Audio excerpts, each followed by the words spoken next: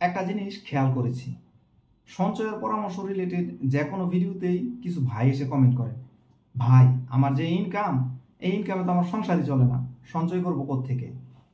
ভাই থামেন, সঞ্চয় করার জন্য ইচ্ছাটাই জরুরি। আপনি ইচ্ছা করলে সঞ্চয় করতে পারবেন। লাফ দিয়ে ওঠার আগে আমার এক্সপ্লেনেশনটা শুনে যান।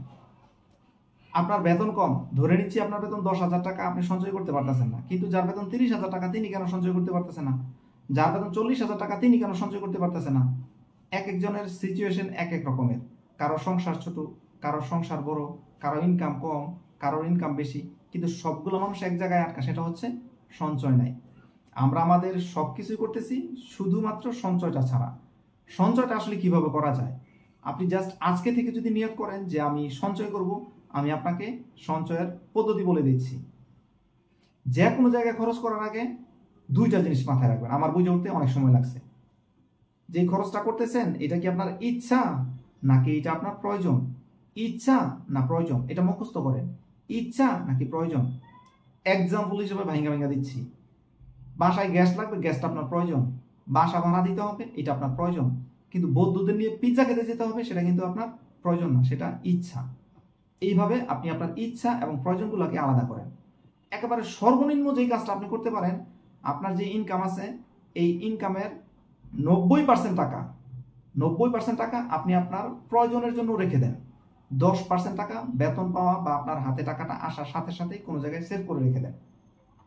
10% টাকা সেভ করে রেখে দেবেন, এটাতে ধরবেন না। যে 90% টাকা আছে এই টাকাটাতে কিভাবে আপনি আপনার বাজেটটা করবেন, আপনি টপ এরকম একটা প্রায়োরিটি লিস্ট করবেন। বাসা ভাড়া দিতে হবে, গ্যাস কিনতে হবে, তেল কিনতে হবে, পেঁয়াজ কিনতে হবে, সবজি কিনতে হবে, বন্ধুদের নিয়ে ঘুরতে যেতে হবে, একটা নতুন জামা কিনতে হবে, একটা জুতা কিনতে হবে। এই যে লিস্টটা আছে এই লিস্টটাতে আপনি প্রায়োরিটি লিস্ট করেন। প্রায়োরিটি লিস্ট মানে সর্বোচ্চ গুরুত্ব সব বিষয় যেটা, এটা সবার উপরে, তারপর একটা নিচে, তারপর একটা নিচে, তারপর একটা নিচে, তারপর একটা নিচে, এইভাবে করবেন।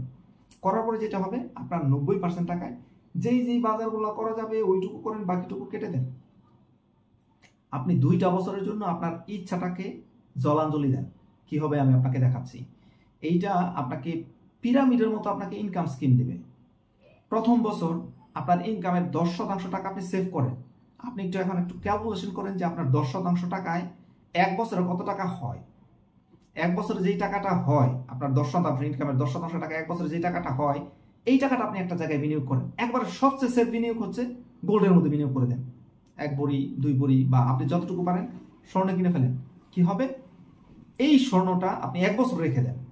সামনের বছর দেখেন তো এই স্বর্ণ থেকে আপনার রেভিনিউ কত আসছে।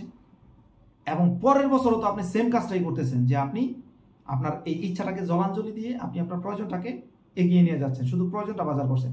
দ্বিতীয় বছর তো সেম পরিমাণ আপনি বিনিয়োগ করতে পারতেছেন। এইভাবে দ্বিতীয় বছর, তৃতীয় বছর, চতুর্থ বছর, 5টা বছর পরে কি হবে বলেন তো? 5টা বছর পরে আপনার যে সঞ্চয়ের টাকা, এই টাকাটাই যে বাচ্চা দিবে, মানে যদি আপনি স্বর্ণ কিনে থাকেন স্বর্ণের যে দাম বাড়বে, বা আপনি অন্য কোনো জায়গায় যদি বিনিয়োগ করেন, এটা আপনার ব্যাপার, জানি না আপনার ওই ধরনের সুযোগ আছে কিনা, থাকতে পারে। টাকাটাকে সেফ রাখতে হবে, এটা হচ্ছে জরুরি বিষয়।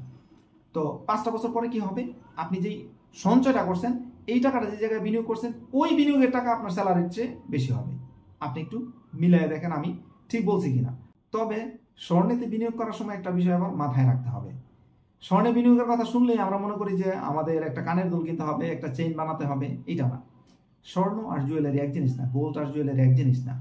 আপনি যখন কোনো জুয়েলারি কিনতে যাবেন, এটা বিক্রি করার সময় এর মজুরি এবং খাত এটা বাদ দিতে হয়। যার জন্য এখন আপনি স্বর্ণ কিনছেন, 1 বছর পরেও যখন আপনি স্বর্ণ বিক্রি করতে যাবেন, তখন এই মজুরি এবং এই খাত যখন আপনি দোকানে বিক্রি করতে, মানে যখন দোকানে বিক্রি করতে যাবেন, তখন এই মজুরি এবং খাত বাদ দিয়ে আপনি যেই দামে স্বর্ণ কিনছেন ওই দামে বিক্রি করতে হবে। জুয়েলারি কিনে যদি আপনি জুয়েলারি বিক্রি করতে পারেন আপনার কোনো প্রতিবেশীর কাছে বা আপনার বন্ধুর কাছে, সেক্ষেত্রে হয়তো আপনি একটা ভালো দাম পাবেন। কিন্তু দোকানে বিক্রি করতে গেলে আপনার মজুরিটা মাইনাস হবে, এক্ষেত্রে গিয়ে আপনার লস হবে। চেষ্টা করবেন র গোল্ড কেনার জন্য। আপনি কোনো দোকানে রেখে দিতে পারেন, ব্যাংকের ভোল্টে রেখে দিতে পারেন। এইভাবে 5টা বছর সেভ করে দেখেন। 5টা বছরের যেই বাচ্চা, এই বাচ্চাটাই আপনার সংসারটাকে টেনে নিয়ে যেতে পারবে। তখন আপনি আপনার বেতনের পুরো টাকাটাই সেভ করতে পারবেন। একটু হিসাব করে দেখেন। সঞ্চয়ের জন্য ইচ্ছাটাই জরুরি।